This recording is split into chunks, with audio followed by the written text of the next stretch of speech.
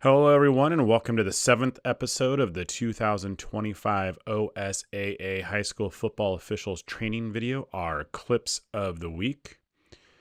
With playoffs around the corner, it's important to continue to stay focused. Hopefully these clips can help you and your crew work a better game this coming week. Let's get into this week's clips. So we've talked a lot about free kicks throughout this season, and we're going to see a play here in which we have a member of the return team clearly lined up beyond the 50. So they're encroaching, and we can see that our umpire is ready to throw a flag. Now, as a reminder, encroaching by the return team, this is a dead ball foul. We need to shut this down right away, kill the play, throw the flag. And what we're going to notice here is the umpire just simply throws the flag and comes into the field of play and allows the play to go. This should have been blown dead, similar to how we do with the kicking team encroaching on the kickoff. And what we're going to see is that on the subsequent play, the crew has enforced this 5 yards from the end of the run. So again, this play should have never happened. And for the referee, if someone on your crew were to report this foul to you, we should simply re-kick, enforce the penalty 5 yards from the previous spot, and have the kicking team kick off from the 45 instead of the 40. This is not a foul that we would enforce from the end of the return because the play should have never happened. So now on this free kick, we're going to notice that the crew is in onside kick mechanics, and it looks like the score is 21-14. We're under 4 minutes to go in the fourth quarter, so this makes sense. So now our wings have come up, and we have 2 officials on both the kicker's restraining line and the return team's restraining line. And on this play, we're going to get an onside kick up the middle. And in this case, we do not have a member of the kicking team blocking any member of the return team. The ball goes 10 yards and it's muffed by a member of the return team and then recovered by a member of the kicking team on the 48-yard line. So everything on this play is legal. It'll be 1st and 10 from the 48 for the kicking team.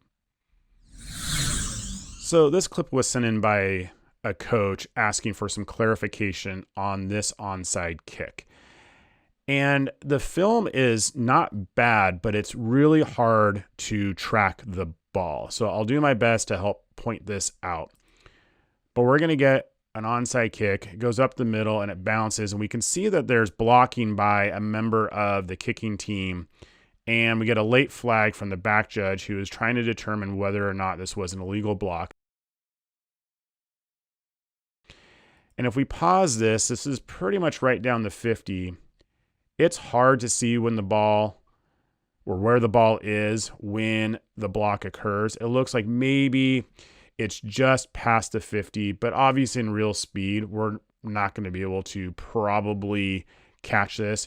And we don't have multiple officials on the 50-yard line like we would in either onside kick mechanics or in 7 or 8 official mechanics.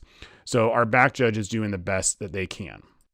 So this is just another angle and not quite down the 50. It's a little bit closer in. If we play this in slow motion, we can see the ball kind of chucks up right around the 50, bounces up pretty much straight in the air, and now we're having contact by the kicking team. So again, this is really hard to see where the ball is, and we're probably going to err on the side of caution and call this an illegal block.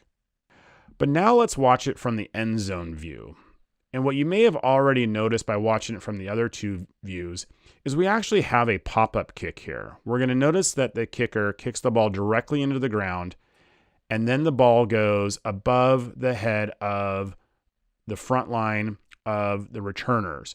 We should have blown this kick or this play dead as soon as we recognized the pop-up kick. So everything that happened after that didn't need to.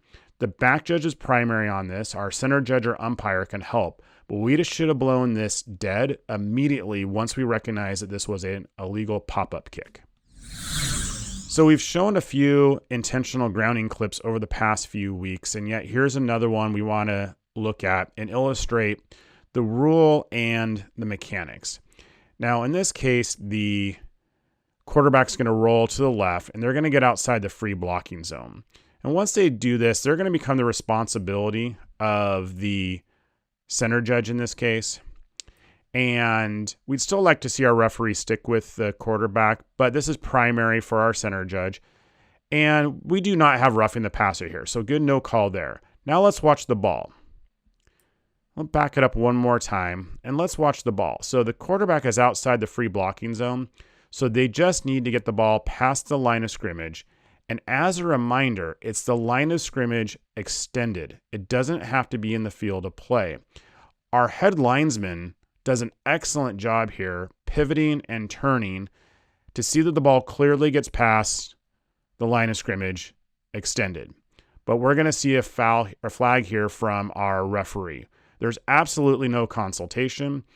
I asked the referee about this, and he said that in his judgment, the ball did not get past the line of scrimmage. I asked him if he had spoken with the head linesman, and he said no. So this, again, is an illustration of the rule. The ball can go beyond the line of scrimmage, even out of bounds. But the mechanics here, this is the R's flag, but a crew call.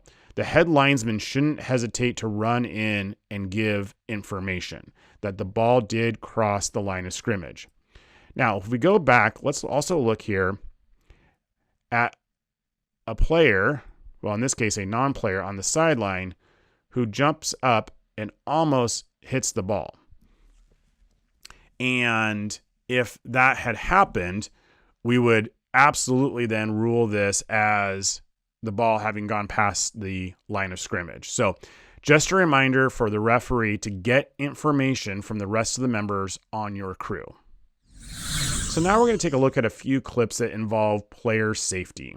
In this first one, and we've talked about this a lot over the last couple of years, we do get a call here for a hit, personal foul against a defenseless player.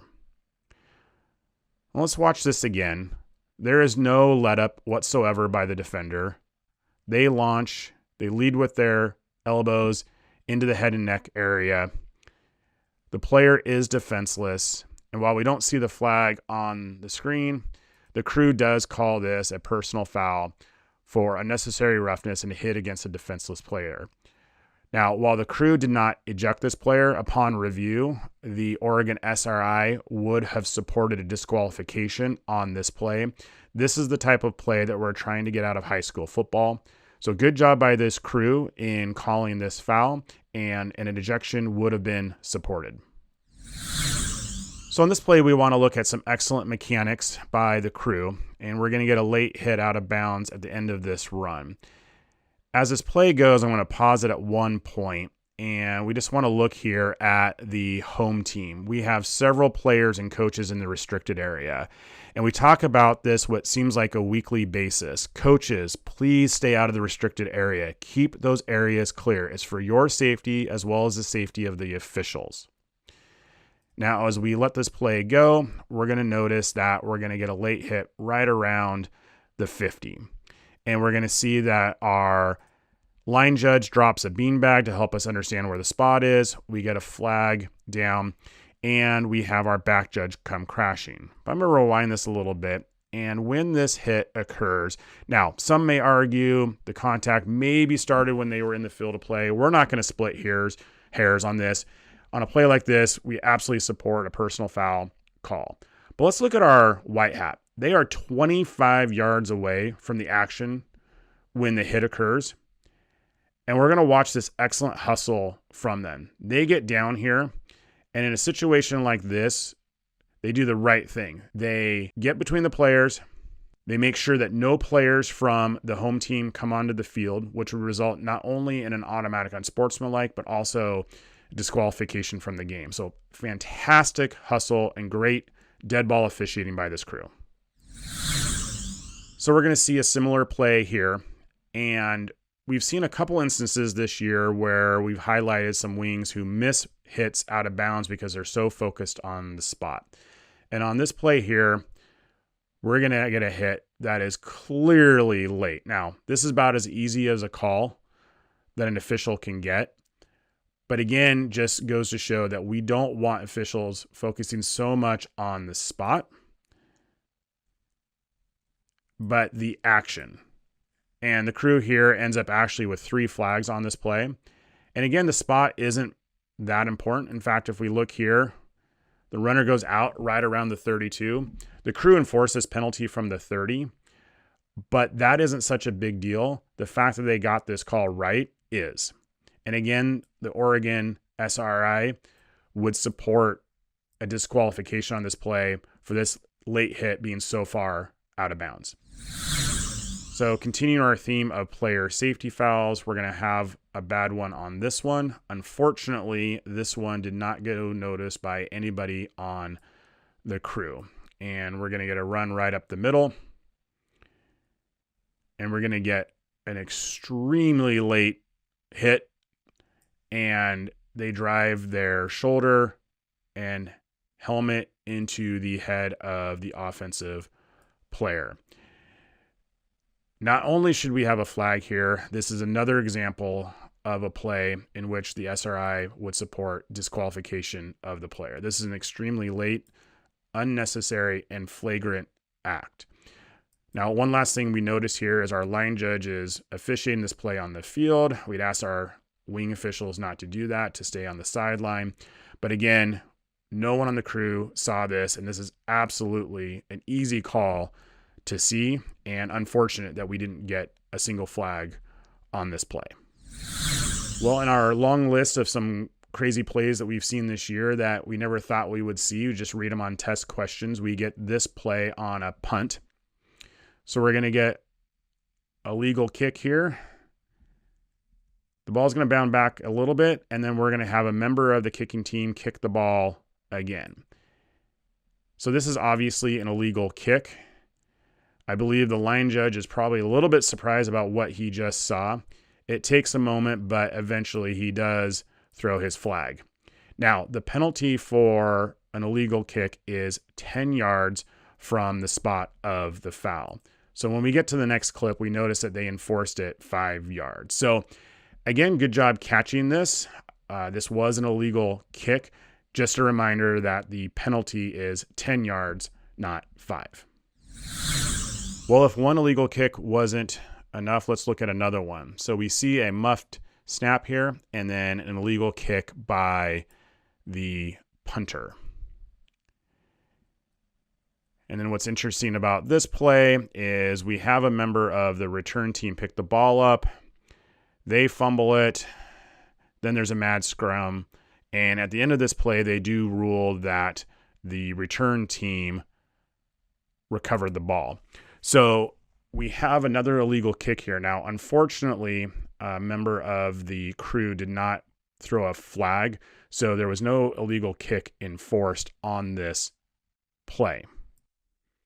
But now let's talk about that. So while technically this is a loose ball play, remember that illegal kicks are an exception, and this is enforced from the spot of the foul. The option for the return team to tack on a foul by the kicking team from the succeeding spot is only if we have a legal kick. So in this case, we do not have a legal kick. So the return team is going to have 2 choices. Since they were awarded the ball, they would have the opportunity to take 1st and 10 from what appears to be around the 43-yard line or so, or they could have the kicking team move back 10 yards or half the distance, whichever the penalty would be. In this case, it looks like 10 yards from the spot of the legal kick and have them kick again. So most likely the coaching staff would just go ahead and decline the penalty and take possession of the ball.